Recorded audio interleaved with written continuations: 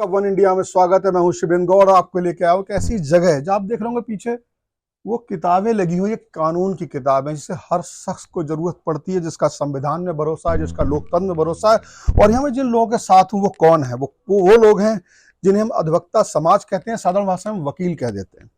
और ये वो लोग हैं जो कोई कमजोर हो, जिसको एक अक्षर भी ना आता हो, उसके साथ अन्याय हुआ हो, वो किसी समाज का हो, किसी जाति का हो, किसी धर्म का हो, उसके लिए लोग खुद उसकी जगह खड़े होकर के और जज के सामने न्याय मांगने लगते हैं, उसको न्याय दिलाने की पूरी ताकत लगा देते हैं। और आप देखें किस तरह स्टडी करते हैं। एक हमारे साथ ही अधिवक्ता देखिए एक केस की तैयारी कर रहे हैं बड़ी गहनता से। मैं काफी देर से दे रहा हूँ, सॉरी करते रहिए आप, मैं माफी चाहूंगा अगर आपको कोई डिस्टर्ब हो रहा हो। तो ये देखिए इस तरह होता है, आपको लगता है कि वकील काला कोट पहन के फाइल लेके जाते हैं और फटाक से कुछ बोल देते हैं, और वो ऐसा नहीं है। बहुत जबरदस्त स्टडी करनी पड़ती है, कानून की स्टडी जारी रहती पूरी जिंदगी भर।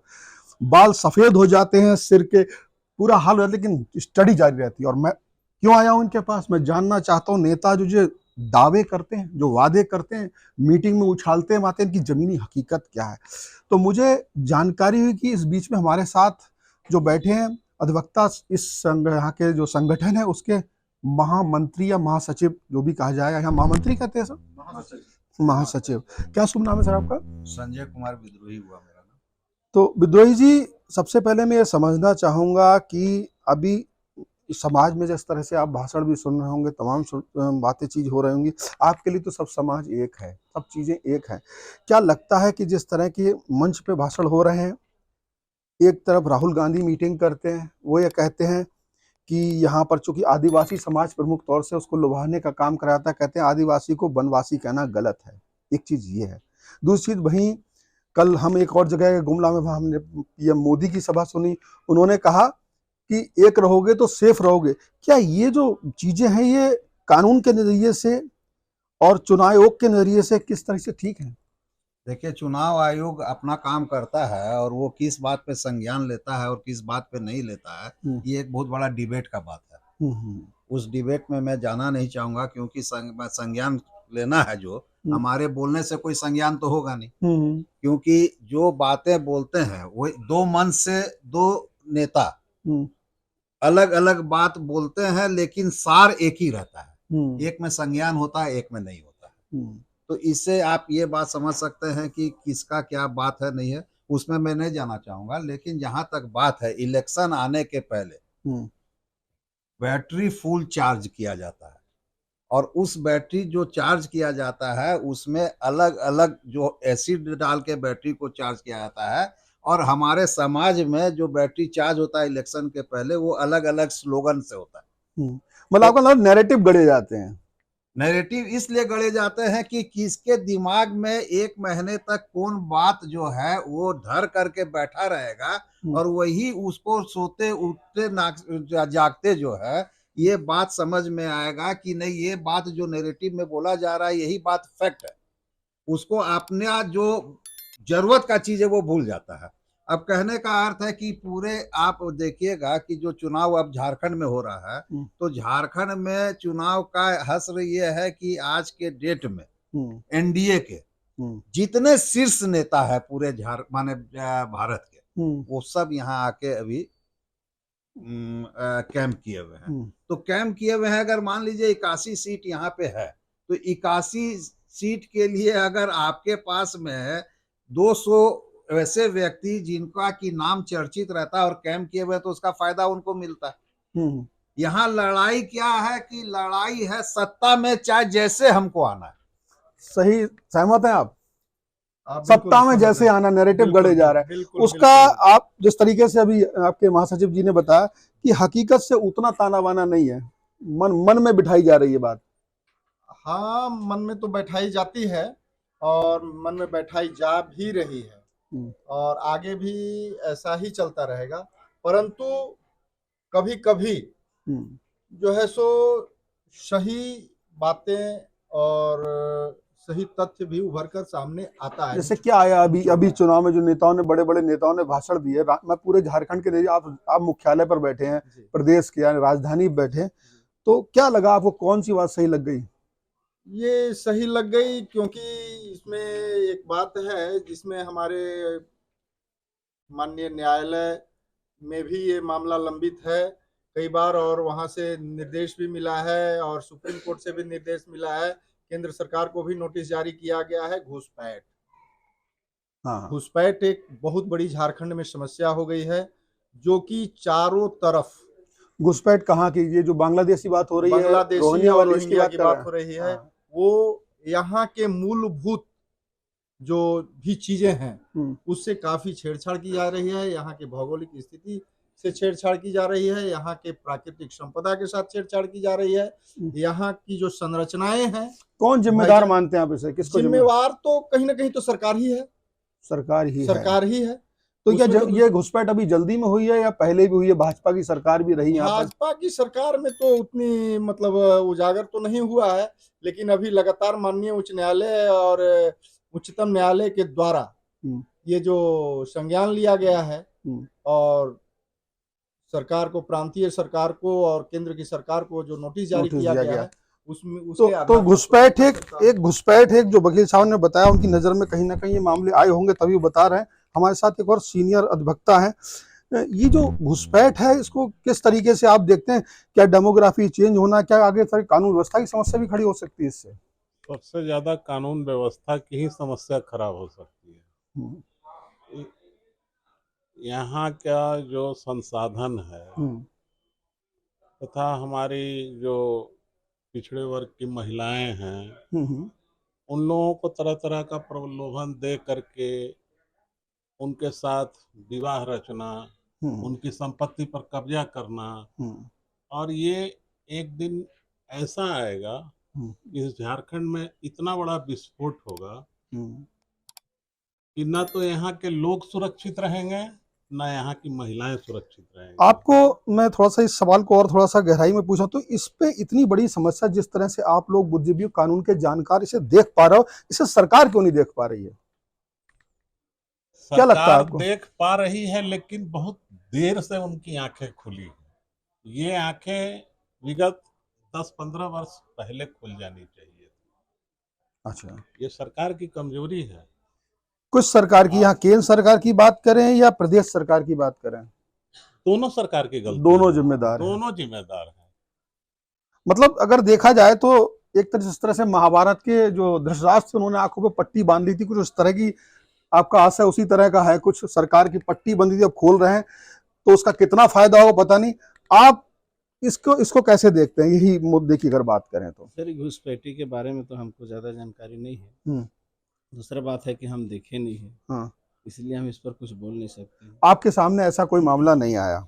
जी नहीं। ठीक है, चलिए दूसरे मुद्दों की ओर चलते हैं। अगर झारखंड की जिस तरह की बात करें, झारखंड के लोगों की जो बात इससे निकल गई, झारखंड के लोगों के हिस्से की चीजें, चाहे वो जमीन हो, चाहे अधिकार हो, चाहे आरक्षण हो, चाहे नौकरी हो या व्यवसाय हो, आप लोगों का नाम है डेमोग्राफी चेंज होने से उस पर असर पड़ेगा, ये चीज है। आपका शुभ नाम क्या है? बसंत कुमार चंद्र। आप शुरू से रांची के रहने वाले हैं? जी हाँ। अब मैं रांची के मुद्दों पे भी आता हूं। आप चूंकि उम्र से ऐसा लग रहा है आपने सभी काफी प्रमुख सरकारें देखी होंगी और गहनता से आपको क्या लगता है कि ये झारखंड बनने के बाद जो झारखंड बनने का उद्देश्य था उसमें वो पूरा हो पाया है, या कुछ पूरा हुआ है, या अभी बिल्कुल सरकारों ने केवल अपने राज शासन के लिए, जैसे आपने कहा सत्ता के लिए नैरेटिव गढ़ा गया, वैसे है? कुछ हुआ है इसमें विकास? विकास की जहाँ तक बात है, जब हम लोग बिहार में थे, बिहार से अलग हुआ झारखंड, यहाँ के नागरिकों को एक फायदा हुआ कि किसी भी काम के लिए यहाँ से पटना जाना पड़ता था, वो जाना बंद हुआ। उसके लिए रांची मुख्यालय हुआ, ये एक बेनिफिट हुई। उसके अलावे चाहे सरकार किसी की भी रहे, अभी जो समस्याएं उभर के सामने आ रही है वो हमेशा से रही हैं, और हमें ये उम्मीद है कि कोई भी नेता अगर आएंगे तो आने वाले दिन में ये समस्याएं रहेगी। मतलब नेताओं पे कहीं ना कहीं भरोसा नहीं है, कहना कि सिर्फ न्याय की दौड़ कम हो गई, यानी कि जो पटना तक जाते थे वो रांची पे आ गए, लेकिन जो विकास की, जमीनी विकास की बात का है, उसमें अभी दिल्ली दूर है। सही बात है। एक मैं महिला अधिवक्ता भी हमारे बीच में, चूंकि बात बीच में आई थी कि प्रलोभन देके शादी की जा रही है इस तरीके से, तो ये मैं गुमला में गया था, तो एक डॉक्टर मुझे मिली थी, कोई आचार्य करके, अब मुझे उनका पूरा नाम याद नहीं है। उन्होंने मुझे जमीनी हकीकत बताई कि कहीं ना कहीं वहाँ जो हमारी कमजोर वर्ग की महिलाएं हैं, घुसपैठियों को, उनका आरोप था, मुझे कोई यहाँ की इतनी जानकारी नहीं, मैं आप ही लोगों के आधार पर ही ये बात कहता हूँ, तो वो शादी करते हैं, दूसरी तीसरी शादी, और धीरे धीरे उनकी जमीनें, और जो खासतौर से आदिवासी समाज की बात मैं कह रहा हूँ, बड़ा कमजोर वर्ग है उनके यहाँ कुछ, तो इसमें आपके पास कुछ आते हैं ऐसी महिलाओं का कोई केस आया या कुछ समझ में आया, या लगता है आपको ऐसा हो रहा है? बिल्कुल आते हैं इस टाइप के केस, इवन हर 2-4 जगह छोड़ के इस टाइप के केस आते हैं, तो ये हो रहा है, तो हो रहा है। मैं आपकी तरफ से, चूंकि चैनल शायद आज की तारीख में आदमी पढ़ा लिखा हो ना हो, लेकिन मोबाइल चला रहा है, बच्चे मोबाइल चला रहे हैं। मैंने गांव में देखा, एक बैठे हुए चबूतरे पर रात के 11 बजे में गाड़ी से निकल रहा था, बड़े वीरान इलाके में मोबाइल देख रहे थे, समाचार भी देख रहे थे। तो आपके माध्यम से महिलाओं को, उन महिलाओं को कैसे बताना चाहती कि इसमें वो कैसे फंस सकती हैं, थोड़ा कि उन्हें कुछ हासिल होने वाला नहीं है, थोड़ा सा बताना चाहेंगे कानूनी पहलू इसका? इस पे तो हम कुछ नहीं बोलना चाहेंगे, फंसना और अपने ऊपर है, आप नहीं मोबाइल फंसना कैसे नहीं, यूज कर रहे उन्हें हैं। कानूनी, मोबाइल की बात नहीं कर रहा हूँ मैं, ये कह रहा हूँ जो महिलाएं इस तरीके से दूसरी शादी तीसरी शादी के प्रलोभन में, और आगे तरक्की हो जाएगी अपने समाज में, उनको कोई मतलब आगे बढ़ने का मौका नहीं मिल रहा, उनको ऐसा लग रहा है, समझाया जा रहा है, इस पर उन्हें लगता है इससे कोई फायदा होने वाला है इस तरह की शादी फादी से? महिला को तो आए दिन प्रलोभन मिलता है, मैरिड हो या अनमैरिड हो, अपना समझदारी होना चाहिए कि हमको अपना परिवार देखना और या फिर चमक धमक दुनिया देखना है। महिला को तो प्रलोभन एनी टाइम मिलता है, तो अपना समझदारी से काम करना है। अब हम किसी प्रलोभन में फंस जाते हैं तो किसकी गलती है? कुल मिला के वो उस प्रलोभन के उसमें फंस रही है, उनकी जमीन जायदाद, तो इस तरह की चीजें आ रही है। अगर बात करें अन्य विकास की, जैसे रोडों की, सड़कों की बात करते हैं, क्या बिजली उपलब्ध है, क्या सड़कें हैं, सड़क बिजली पानी की जहां बात होती है, तो क्या रांची की बात करें? वकील साहब का सबसे पहले आपका नाम जानना चाहेंगे। मेरा नाम रोहित कुमार। रोहित कुमार जी, क्या रांची में ये बड़ा, आप इस मुख्यालय पर ही हैं या थोड़ा दूर से आते हैं? क्या यहाँ पर बिजली पानी सड़क एक राजधानी की हैसियत से है? बहुत सुधार तो हो रहा है, सुधार तो हो रहा है, ऐसा नहीं कहा जा सकता कि ये राजधानी के स्तर का नहीं है, सुधार है। लेकिन जैसे आप रांची के बाहर आप जाएंगे तो वहां आप जाएंगे तो समस्याएं तो हैं अभी भी। रांची सिटी के बाहर जाते हैं, सिटी के बाहर जाएंगे आप, रांची डिस्ट्रिक्ट के ही दूसरे इलाकों में, कस्बाई इलाकों में, ग्रामीण इलाकों में, तो उस समस्याएं। और जैसे अभी बातें छनकर भी आई यहाँ पर कि सत्ता में कौन रहना चाहता है, इस सत्ता में तो हर कोई नैरेटिव बनाता ही है इसलिए कि वो सत्ता में आए, और ये हमारा सिस्टम ही ऐसा कि जब तक आप सत्ता में रहेंगे नहीं, आप कुछ नहीं कर सकते हैं। आपको वकील साहब, आप अब एक तो अधिवक्ता की हैसियत से बात कर ही रहे, रांची के नागरिक की या झारखंडी की हैसियत से अगर बात करें, तो आपको कौन से नैरेटिव अच्छे नहीं लगते इस समय जो बोल रहे हैं? अभी अगर वास्तविकता की अगर बात की जाए तो ये जो फ्री बीज देने की जो बातें होती हैं नेताओं के द्वारा, ये 2,500 रुपए मैया, हम 2,500 दे देंगे। अभी आपने देखा होगा कि कई एक ऐसे पर्चे भी आ रहे हैं, ये जो कैश वाले जो है, तो ये हम आपको 2,000 दे देंगे, कोई कहते नहीं हम आपको 2,500 दे देंगे। ये कहीं मैया सम्मान हो गया, कहीं दीदी सम्मान हो गया। हमने एक निर्दलीय का एक पर्चा देखा, एक मर्द पार्टी के हैं, कोई उनका है बुतरू सम्मान योजना, यहाँ छोटे बच्चों को बुतरू कहा जाता है, अच्छा, जो लड़के हैं, तो उनका कहना है कि नहीं हम पुरुषों को भी समान अधिकार देना चाहते हैं, तो अब एक मर्द पार्टी वो ले आए हैं। तो ये जो फ्री वाला जो कंसेप्ट है, तो ये लोगों को समझना होगा कि हमारे लिए सही कौन सा है, गलत कौन सा है, कौन हमारे हितैषी असली में है, बिल्कुल ये लोगों को पहचानना। अब इसमें एक तो योजना और है वकील साहब, मैं आपके बजाय साथी वकील साहब की तरफ बढ़ूंगा ताकि सबसे मुझे ओपिनियन मिल जाए। आपने बहुत अच्छी बात कही, वो चीज समझ में आती है, क्या है, लोग सुनेंगे समझेंगे, लेकिन कुछ योजना ऐसी है जिसमें थोड़ा सा डिसीजन लेने में शायद आपको भी लगे, जैसे मकान देना, चाहे वो अबुआ आवास हो, चाहे प्रधानमंत्री आवास हो, या आयुष्मान योजना, या 70 वर्ष से ऊपर के हर व्यक्ति को, चाहे वो किसी भी तबके का हो, तो इन योजनाओं के बारे में वकील साहब आपकी क्या राय? ये भी प्रलोभन में आती है, ठीक है, ये ऐसा होना चाहिए? बेहतरीन चीज है, किसी भी आप नागरिक को। मैं इसलिए कह रहा हूँ, अबुआ आवास तो यहाँ की सरकार का है, प्रधानमंत्री, दोनों की बात हो गई। बेहतर योजना है, ये आपको घर से बचाएगी। और क्या बोलते हैं, ये जो स्वास्थ्य की योजना है, ये सबसे इम्पोर्टेंट चीज है। अगर स्वास्थ्य की योजना ही नहीं रहेगी तो एक आम आदमी बिखर जाएगा पूरी तरह से, वो बर्बादी की कगार पे चला जाएगा। ये हमारे मोदी जी ने बहुत अच्छा कार्य किया है जी। 70 साल की उम्र वालों के लिए 10 साल कर दिया है, 10 लाख तक, और ये 5 साल 5 लाख तक। बिल्कुल। आपसे पूछना चाहूँ, आपका शुभ नाम क्या है? राजन गोपाल, आपके बच्चे बड़े हैं, किस कॉलेज में आ गए होंगे संभवतः? इंटर में। इंटर में हैं। आप प्राइवेट कॉलेज में पढ़ाना पड़ रहा है आपको, या सरकारी कॉलेज ठीक ठाक है, या आपको किस तरह का मन लगा, बच्चों को क्या सोचा कि हम ऐसे करके इन्हें यहाँ पढ़ाएं तो मेरे बच्चों का अच्छा? नहीं, प्राइवेट में ही है। प्राइवेट में ही है। सरकारी कॉलेज मिल नहीं पाए, या उनकी स्थिति आपको लगी नहीं कि बच्चों को भेजूं? नहीं, शुरू से प्राइमरी से प्राइवेट में ही थे, तो इंटर तक जहाँ होगा वहीं हो। उधर ही कुछ देखना ही नहीं है। लेकिन कुछ जानकारी है आपको कुछ कि सरकारी कॉलेजों की हालत कैसी है, स्कूलों कॉलेजों की? सरकारी स्कूल कॉलेज की हालत अच्छी है। वो जो कहा जा रहा है कि अच्छा नहीं है, नहीं, ठीक पढ़ाई ठीक। होती है वहाँ पर। हाँ। पढ़ाई होने के साथ बच्चों लोग को बुक्स, कपड़े, बैग्स वो भी प्रोवाइड किया जाता है, साइकिल भी दिया जाता है। ठीक है, ये बच्चों लोग को जरूर देना चाहिए। अच्छा, एक चीज मैं आपसे पूछूंगा, आपकी तरफ आ जाऊं मैं, अगर आना चाहूँ कि अभी यहाँ की सरकार को, जेएमएम की सरकार को एक मुद्दे पे घेरा गया। अभी एक वैकेंसी निकली थी, उस वैकेंसी में लोगों ने दौड़ लगाई, युवाओं ने, और उनकी मौत हो गई। बीजेपी सरकार की बात करें, एनडीए गठबंधन की बात करें, तो वो कहता है कि हेमंत सोरेन कातिल हैं इन बच्चों के। एक अधिवक्ता के नजरिए से उस घटना को आप कैसे देखते हैं? देखिए, जो निकला हुआ है वैकेंसी में कि 10 किलोमीटर दौड़ना है, तो कैंडिडेट को अपना सोचना चाहिए था कि हम 10 किलोमीटर दौड़ पाएंगे। इसमें पार्टी अब विपक्ष की तरफ से हम नहीं जाएंगे, कैंडिडेट को सोचना चाहिए। लेकिन जहां तक हमारी राज्य की बात है, तो आज यहाँ देखिए, कोई भी अच्छा शिक्षण संस्थान, चाहे इंजीनियरिंग का होगा, चाहे और डॉक्टरी का हो, कोई अच्छा संस्थान नहीं है। यहाँ से सारे बच्चे पलायन कर रहे हैं, क्या बेंगलोर, पूना और भुवनेश्वर। आने वाले दिन में एक भी न्यू जनरेशन यहाँ नहीं बचेगा, क्योंकि कोई शिक्षण संस्थान नहीं है यहाँ।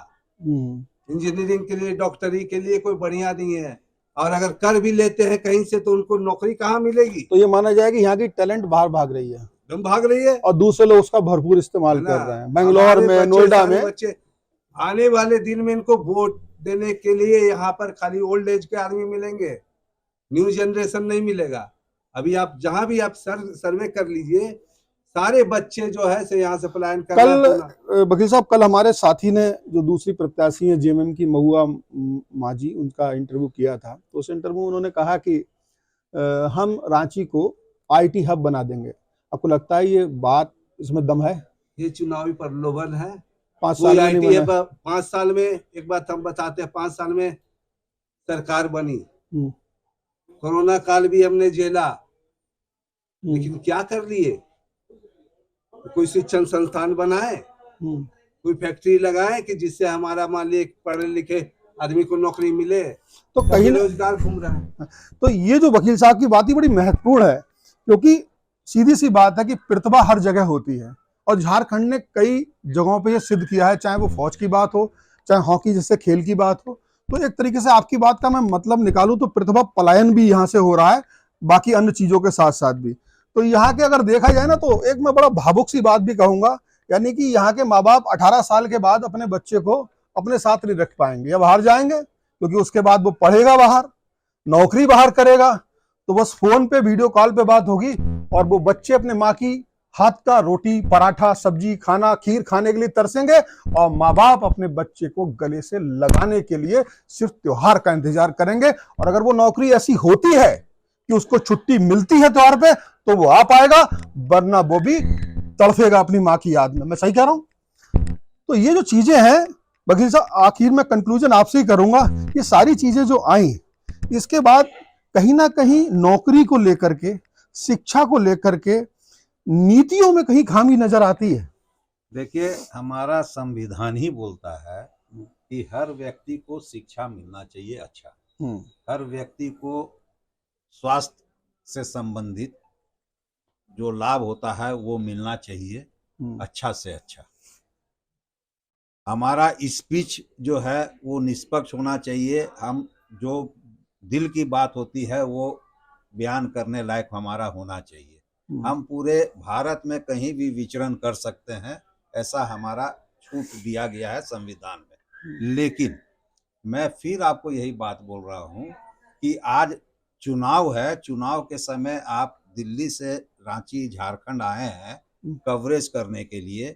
ये 5 साल के बाद ये जो चुनाव खत्म हो जाएगा उसके बाद ये चैप्टर क्लोज हो जाएगा, क्योंकि ना किसी नेता को किसी भी नागरिक से कोई मतलब रहेगा और न ही नागरिक किसी के पास अपनी दुख और अपना जो प्रॉब्लम है वो बतलाने लायक रहेंगे। आज सीधी सी बात है कि एक भी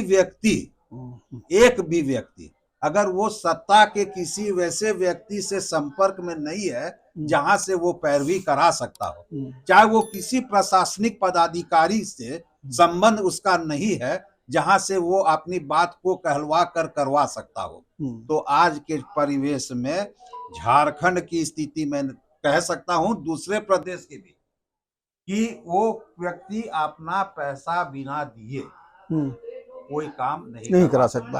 तो बिल्कुल बिल्कुल कि मैं पहले भी बोला और आज पुनः बोल रहा हूं कि पहले भ्रष्टाचार की बात होती थी कि भ्रष्टाचार जो है वो बहुत जोर से फैला हुआ है समाज में। अब मैं ये बात बोलने लगा हूं कि शिष्टाचार जो होता है वही भ्रष्टाचार में तब्दील हो गया। अब भ्रष्टाचार शब्द को हटा देना चाहिए। जो भी पैसा का चाहे जो भी भ्रष्टाचार शिष्टाचार हो गया है, वो भ्रष्टाचार अब शिष्टाचार हो गया। तो ये इस चीज को मैं ऐसे देखता हूं कि जो बात कही उसको थोड़ा सा, चूंकि आम व्यक्ति इसको और थोड़ा खोल के बताता हूं, इनका कहने का मतलब है कानून अपना काम अपने तरीके से नहीं कर रहा है, उसको सिफारिश की वैसाखियों की जरूरत है। और अगर कहा जाए कि जो शिष्टाचार जिस परिभाषा में वकील साहब ने बताया, तो उस तरह के शिष्टाचार की जरूरत है, तो ये कहीं ना कहीं बहुत ही निगेटिव बात है। हालांकि जिस तरह का आपका नाम है विद्रोही, वही तेवर हमें देखने को मिले, लेकिन यहाँ में जिस समाज के साथ था उस बात में कोई लगा लिपटी नहीं है, उनके पास कानून का आधार पे बात कही है। तो आप सब लोगों को समझना है, कुछ आपको कहना। हाँ, मैं बहुत महत्वपूर्ण बात है, सबकी बात करी और आप ही की बात नहीं की मैंने। तो मैं ये कहना, ये चूंकि कई बार वकीलों पर हमले हुए, अन्य सभी प्रदेशों में हुए, मैं किसी एक को नहीं कहूंगा, और उसके बाद उन्हें एकत्र होना पड़ा, उनको सड़कों पर उतरना पड़ा, लाठियां खानी पड़ी, तब कहीं जा करके उन्हें न्याय मिला है। ऐसा मैंने देखा है। और न्याय, कई बार न्याय का केवल एक छोटा सा लगा है न्याय मिला है, जब लंबा समय हो जाता है तो वो भी नहीं मिलता, ऐसा मैंने देखा है। तो अधिवक्ता समाज के लिए चूंकि आप महामंत्री हैं, महासचिव हैं, तो क्या आपकी सरकार से अपेक्षा है? जैसे हम लोगों की प्रमुख मांग है कि जो कई बार आपने जैसा बोला था कि कई हत्याएं होती है अधिवक्ताओं का। अधिवक्ता क्या है ना कि पक्ष और विपक्ष दोनों का केस लड़ते हैं। जमीन जायदाद से भी संबंधित केस होता है, फौजदारी मुकदमे में भी फांसी तक की सजा होने की बात। आप जब मैं ऑफ द लाइन आपसे बात कर रहा हूं, आपके सारे अधिवक्ता एक्ट की बात कर रहे थे, वो कौन सा एक्ट? देखिए, जो है ना कि हम लोग का एडवोकेट प्रोटेक्शन एक्ट की मांग जो है ये तमाम कई सालों से चल रही है, हर सरकार के पास में गई है। कम से कम झारखंड में 2-3 स्टेट में जो है ये अंतिम स्टेज में पहुंची हुई है, लेकिन झारखंड में हम लोगों ने इसका मॉड्यूल बनाकर इसका ड्राफ्ट कॉपी भी जो है वो सरकार को भेजा हुआ है। सरकार ने बोला इसका हिंदी अनुवाद भेजिए, हम लोग ने हिंदी अनुवाद भी भेजा हुआ है, लेकिन इस पे कोई कार्रवाई नहीं हुई, ना पिछली सरकार की हुई, ना उसके पहले की सरकार के लिए हुई है। हमारी जो मांग है वो कई मांगे में से एक सबसे बड़ी मांग मेरी है कि अधिवक्ताओं को सुरक्षा प्रदान हो, अधिवक्ता प्रोटेक्शन एक्ट जल्द से जल्द लागू हो, अधिवक्ताओं को जमीन उनके कॉलोनी बसाने के लिए उपलब्ध कराए सरकार, जैसे दूसरे लोगों को करवाती है।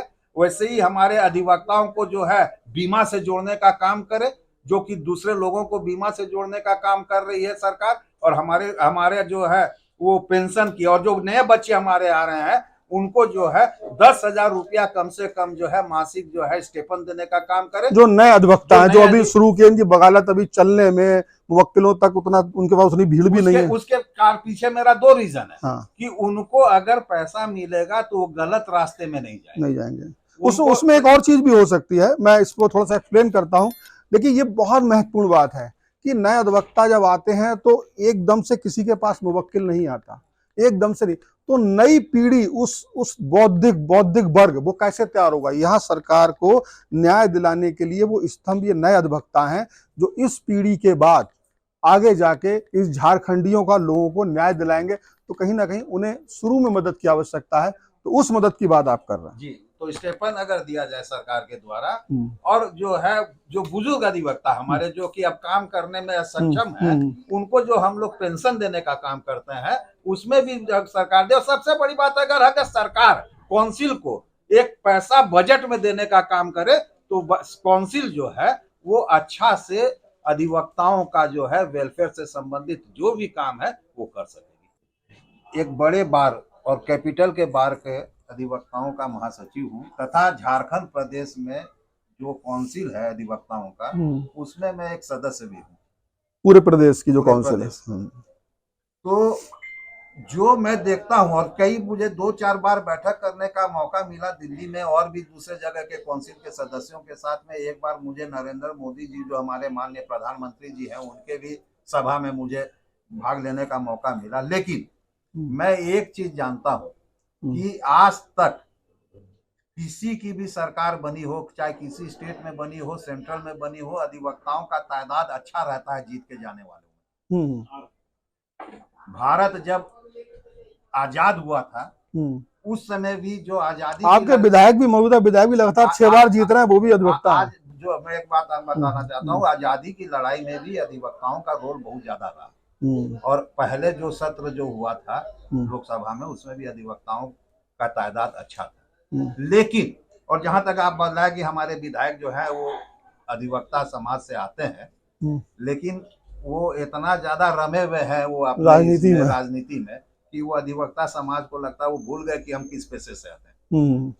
तो कहने का अर्थ मेरा ये है कि किसी की भी सरकार आई हो, चाहे वो एनडीए की सरकार हो, इंडिया की सरकार हो, भाजपा की सरकार हो, चाहे वो जेएमएम की सरकार हो, चाहे सेंट्रल में जो है हमारी भाजपा की सरकार थी, पहले जो कांग्रेस की भी सरकार थी, किसी सरकार ने भी अधिवक्ताओं के बात पर संज्ञान आज तक नहीं लिया है। क्या विशेष होना चाहिए वो बताइए। देखिए, जो हम लोगों की मांग हरदम रही है कि आप प्रावधान दीजिए कि जो आप बजट बनाते हैं उस बजट में सब समाज को आप पैसा देने का काम करते हैं, सब समाज के लिए जो है कोई ना कोई स्कीम लाने का काम करते हैं।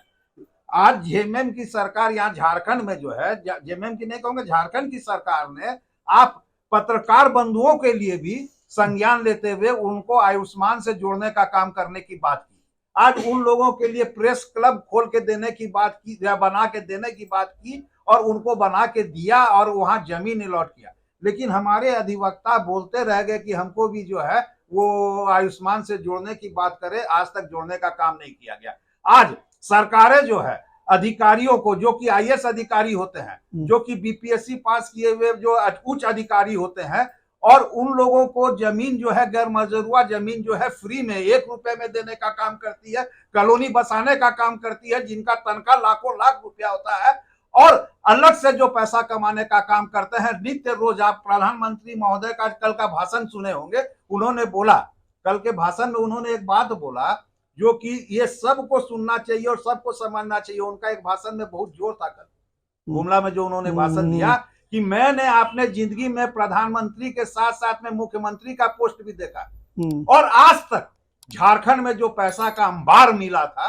पहाड़ मिला था, उतना पैसा हमने टीवी में खाली देखने का काम किया है, वास्तविकता में देखने का आज तक हमने कभी काम नहीं किया। तो कहने का अर्थ मेरा यह है कि यहाँ पे सब लोग जो है, चाहे वो नेता हो, चाहे वो अधिकारी हो, उन लोगों के पीछे में रोज जो है तहकीकात किया जाए तो कुछ नया नया उजागर हो रहा है।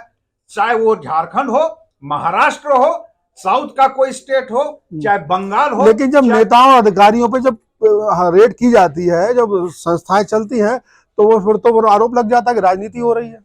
देखिए, राजनीति तो हो ही रही है, राजनीति तो हो ही रही है।